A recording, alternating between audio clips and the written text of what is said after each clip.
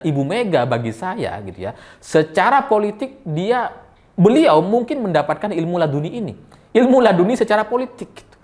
Ya meskipun ada prosesnya gitu ya, sebagai anak Bung Karno ikut meniti karir dan sebagainya. Memang ada prosesnya, tapi kan faktanya anak Bung Karno nggak cuma Ibu Mega, tapi kenapa yang berhasil membuat partai cuma Ibu Megawati? Ya karena ada ilmu laduni yang mungkin beliau dapatkan atau mungkin beliau nggak sadar sampai sekarang gitu.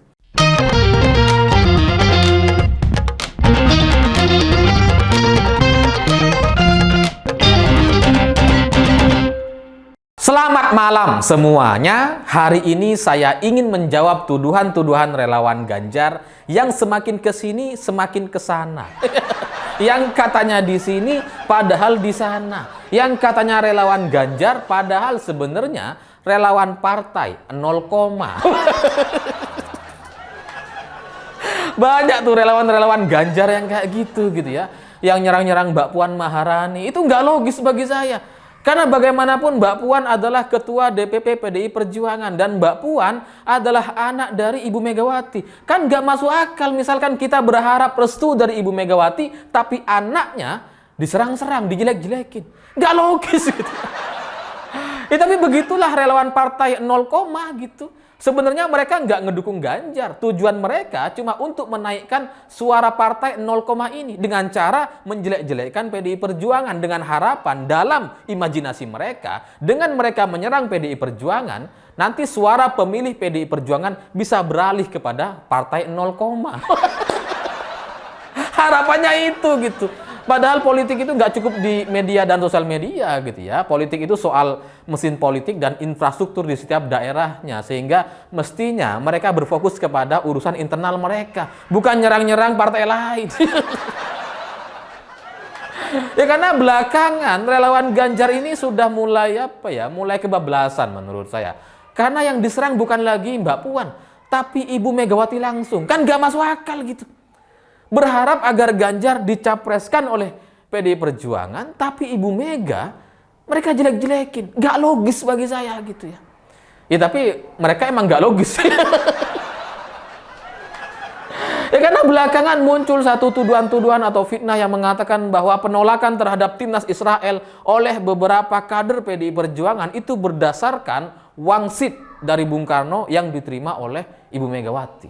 Seolah-olah gitu ya, apa yang dilakukan oleh banyak kader PDI Perjuangan hari ini itu hanya berdasarkan wangsit dan nggak ada sisi logisnya. Seolah-olah kayak gitu. Padahal dari rangkaian peristiwa yang bisa kita baca di media, itu sudah banyak pernyataan-pernyataannya. Dan Pak Ganjar sendiri itu sudah menyatakan bahwa sejak tahun 2022 ini sudah dilakukan penolakan atau negosiasi tertutup, diplomasi tertutup. Itu sudah disampaikan sama Pak Ganjar. Tapi kenapa relawannya malah nggak pro dan nggak mau dengerin Pak Ganjar? Ya karena emang relawan partai 0, tarik si semongko ya gitulah kira-kira.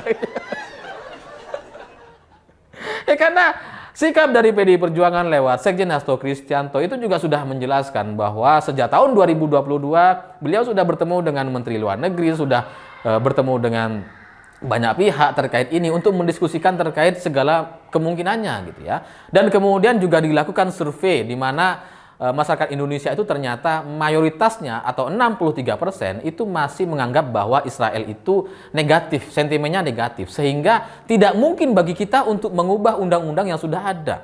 Nggak mungkin bagi kita untuk mengubah aturan-aturan yang sebelumnya itu melarang timnas Israel atau delegasi dari Israel untuk datang ke Indonesia dan mengibarkan bendera Israel.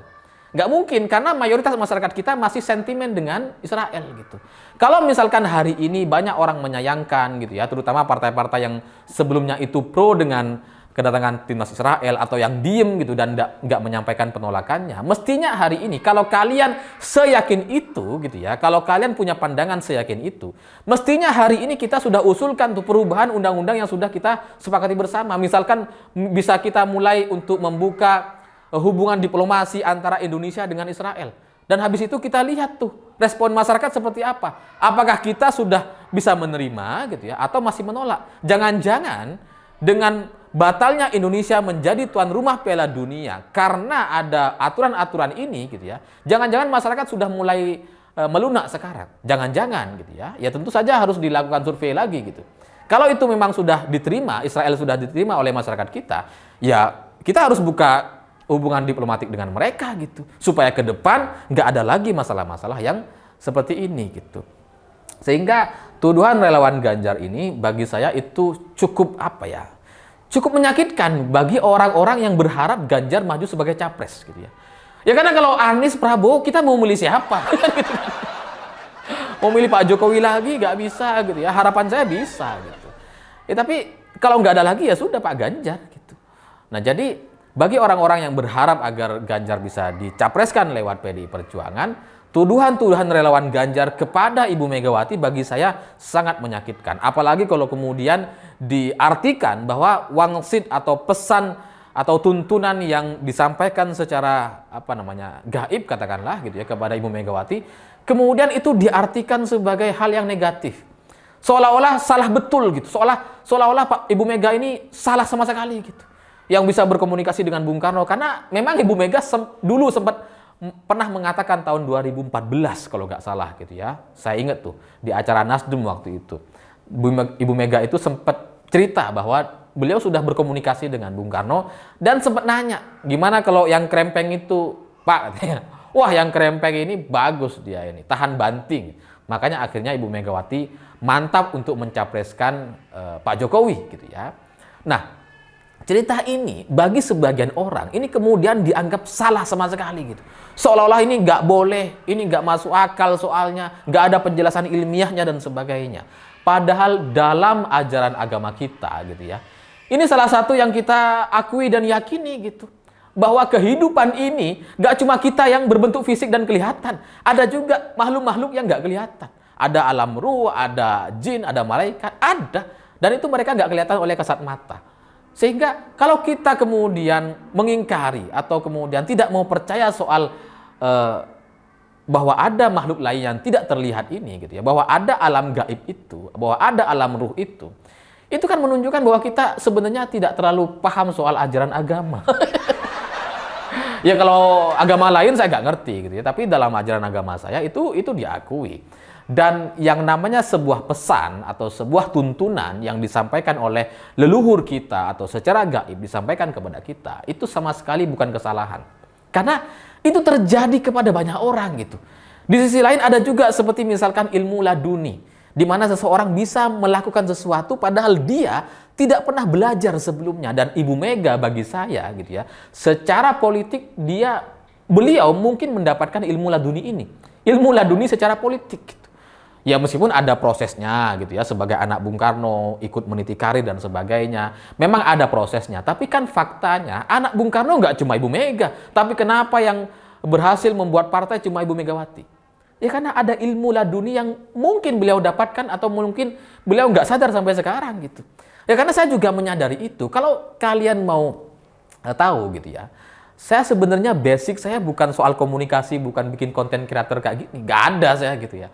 Basic saya itu ya waktu di pesantren baca kitab kuning, fikih, hadis, baca itu semua. Tafsir-tafsir itu baca gitu ya. Bahasa Arab, Bulughul Maram, baca tuh. Dan kemudian setelah itu saya ke Malaysia kuliah S1 di bisnis dan e-commerce. Ya nggak ada hubungannya sama komunikasi-komunikasi kayak gini. Tapi kenapa kemudian ketika bikin konten jadi lebih oke gitu. Misalkan dengan orang yang belajar atau S1 komunikasi misalkan. Ya karena mungkin ada ilmu laduni yang saya dapatkan dan itu nggak didapatkan oleh banyak orang gitu. Dan itu bukan hal yang negatif gitu. Kiai kita, ulama-ulama kita juga banyak kok yang mendapatkan itu gitu ya. Saya kalau dapat zikir-zikir dari ulama misalkan, ada tuh zikir yang bahasa Jawa gitu ya. Saya pernah dapat ijazahnya itu. Yang kalau nggak salah gini tuh. Duit akeh, beras akeh, kira-kira gitulah yang saya ingat. Tapi saya ada tuh tulisannya gitu ya.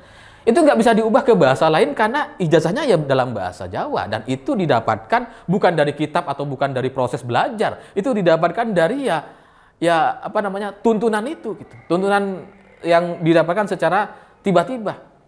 Jadi apakah itu kemudian mau kita sangkal? Ya nggak bisa, karena yang menyampaikan adalah ulama. Atau yang seperti kita banyak tahu, mungkin semua orang Indonesia tahu, itu almarhum Mbah Maimun. Semasa hidupnya berkali-kali Mbah Maimun mengatakan bahwa inget cung katanya, kalau kamu punya uang di bulan April, maka sampai akhir tahun, sepanjang tahun kamu akan punya uang.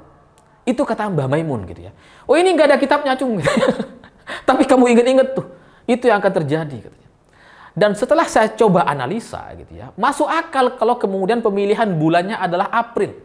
Karena di bulan April itu ya semua perusahaan sudah punya anggaran, sudah bersiap gitu ya, sudah lapor pajak, sudah bersiap untuk melakukan transaksi 1 tahun ke depan gitu ya. Sejak bulan April tuh. Sejak Maret sih sebenarnya. Intinya anggaran di bulan April itu lebih stabil lah. Dan sebagai orang yang selama beberapa tahun terakhir ini menganalisa Google AdSense gitu ya, saya juga ngelihat kalau Januari, Februari itu biasanya agak kurang-kurang itu iklannya. Baru mulai April lah itu agak naik sedikit gitu ya. Sampai akhirnya nanti puncaknya itu Desember biasanya gitu. Jadi secara logis itu bisa kita analisa gitu bahwa di bulan April itu biasanya petani juga sudah panen misalkan karena sudah selesai musim hujan gitu ya. Jadi secara logis itu bisa kita analisa. Tapi pesan itu yang ketika sampai kepada Mbah Maimun itu nggak bisa dijelaskan secara logis gitu. Mbah Maimun juga nggak bilangnya bahwa beliau bilang bahwa ya ini nggak ada di kitab. Tapi kamu ingat-ingat gitu. Sehingga bagi saya gitu ya, apa yang disebut dengan wangsit atau tuntunan dan sebagainya yang tidak bisa dijelaskan secara logis itu tidak selalu negatif gitu. Karena Pak Jokowi juga melakukan hal yang sama, misalkan seperti Pak Jokowi selama 8 tahun terakhir ini selalu melakukan reshuffle di hari Rabu. Hanya hari Rabu gitu ya, nggak pernah hari lain. Selalu hari Rabu dan pilihannya Rabu Pahing atau Rabu Pon. Cuma 2 ini gitu ya. Nggak pernah hari lain. Nah, apakah ini kemudian dianggap sebagai bagian dari hal yang negatif? Kan enggak, ini bagian dari adat budaya yang kita sudah sudah ada di tengah-tengah kita selama ratusan tahun lalu gitu. Sudah ada gitu. Bahwa kemudian Pak Jokowi pakai baju putih gitu ya. Itu bukan secara kebetulan, itu bukan karena alasan-alasan desain atau modis, nggak ada gitu. Pakai baju putih itu nggak pernah modis sebenarnya. Pakai baju putih itu biasanya dipakai oleh orang-orang yang misalkan kerja masih uji coba misalkan. Iya kan? Biasanya pakai baju putih gitu kan. Terus kemudian presiden pakai itu. Itu kan secara alasan-alasan desain dan sebagainya kan nggak menarik sebenarnya gitu ya. Tapi kenapa kemudian Pak Jokowi pakai? Itu pasti ada alasan-alasan atau pesan-pesan yang mungkin beliau dapatkan. Mungkin loh ya, karena setahu saya Pak Jokowi kan juga sering puasa gitu ya. Sehingga insting-instingnya itu selalu lebih kuat dibandingkan yang lain yang nggak puasa. Ya ada, presiden yang nggak puasa yang makin gemuk tuh ada. Jadi bagi saya gitu ya, yang namanya wangsit atau tuntunan atau hal-hal yang tidak bisa dijelaskan secara logis, itu tidak selalu negatif karena itu bagi saya juga diyakini oleh banyak orang dan pernah dialami oleh banyak orang. Seperti misalkan almarhum Gus Dur gitu ya. Kan ada tuh ceritanya bahwa Gus Dur itu pernah diwawancarai oleh 2 wartawan di 2 tempat yang berbeda di jam yang sama. Karena waktu itu Jumatan gitu.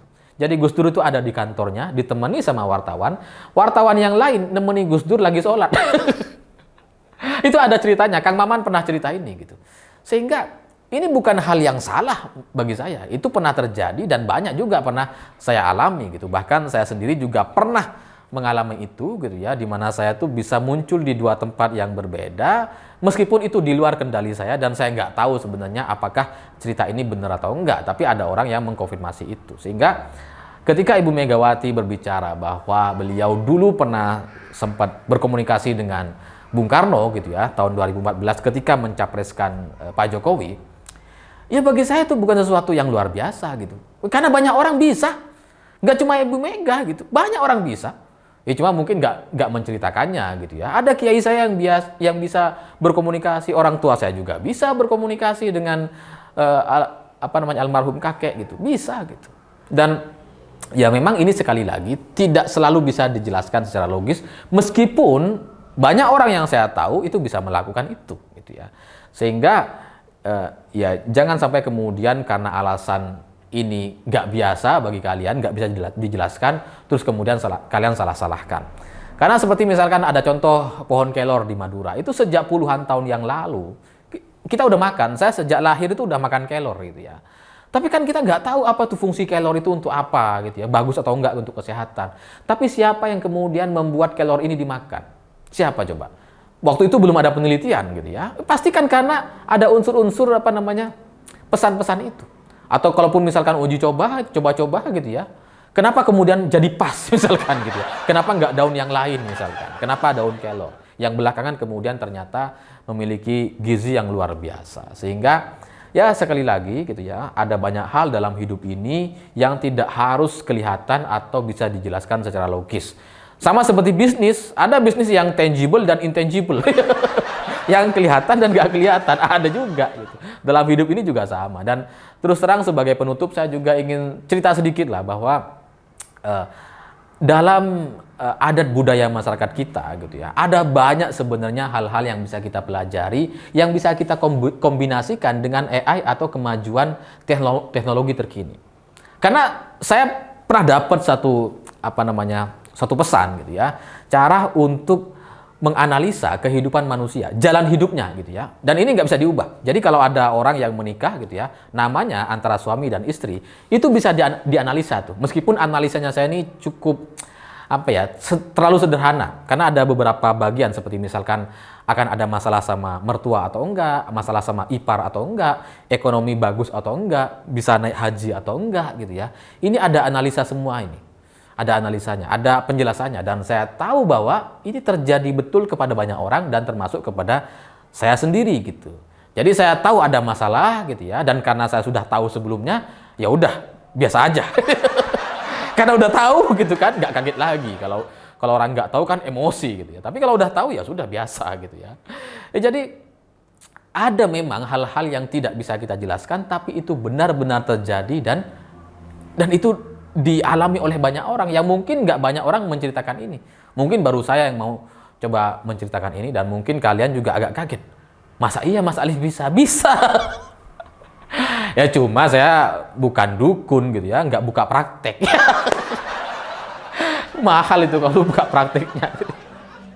Ya, tapi karena pada akhirnya semua jalan hidup manusia itu sudah ada gitu ya, dan itu nggak bisa diubah. Kalaupun bisa diubah ya cuma diminimalisir aja gitu. Masalahnya tetap ada. Jadi kalau Ibu Mega kemudian sekali lagi berkomunikasi dengan Bung Karno dan itu kemudian dianggap sebagai hal yang aneh bagi sebagian orang, bagi saya itu diyakini oleh banyak orang, dialami oleh banyak orang, dan itu nggak salah bagi saya gitu ya. Bagi banyak orang itu nggak salah. Jadi buat mereka yang menyalah-nyalahkan, silahkan cari kesalahan-kesalahan yang lain. Saya pikir itu. Terima kasih sudah menonton. Begitulah kura-kura.